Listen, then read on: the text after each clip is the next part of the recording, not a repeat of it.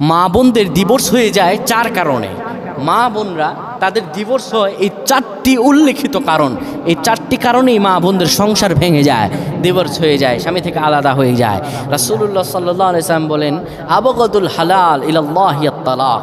আল্লাহর কাছে নিকৃষ্টতম হালাল হচ্ছে তালাক। এটি সবচেয়ে আল্লাহর কাছে নিকৃষ্টতম বিষয়। মা বোনদের এই চারটি কারণে তালাক হয় এবং ডিভোর্স হয়। এক নম্বরে অতিরিক্ত জিদের কারণে। অনেক মা বোনরা আছে প্রচণ্ড জিদ, স্বামীর কথা মানতেই চায় না, স্বামীর কথার উপরে তার জিদ দেখায়, অতিরিক্ত জিদ। দুই নম্বরে পরকিয়া করা। অনেক মা বোনের আছে স্বামী থাকতে অন্য পুরুষের সঙ্গে কথাবার্তা বলে, এটি একদমই অনুচিত কাজ, এটি একদমই অনুচিত কাজ। তিন নম্বরে স্বামীর সঙ্গে খারাপ ব্যবহার করা। অনেক মা বোনেরা আছে যারা স্বামীর সঙ্গে খারাপ ব্যবহার করে, বেপরদায় চলাফেরা করে, স্বামী যদি বলে ডান সে বলে বামে, অর্থাৎ সে দাইয়ুসের মতো চলাফেরা করে। রাসূল সাল্লাল্লাহু আলাইহি ওয়াসাল্লাম বলেন, আদ-দাইয়ুস লা তাদখুলুল জান্নাহ। দাইয়ুসরা কিয়ামতের দিন আল্লাহর জান্নাতে প্রবেশ করবে না।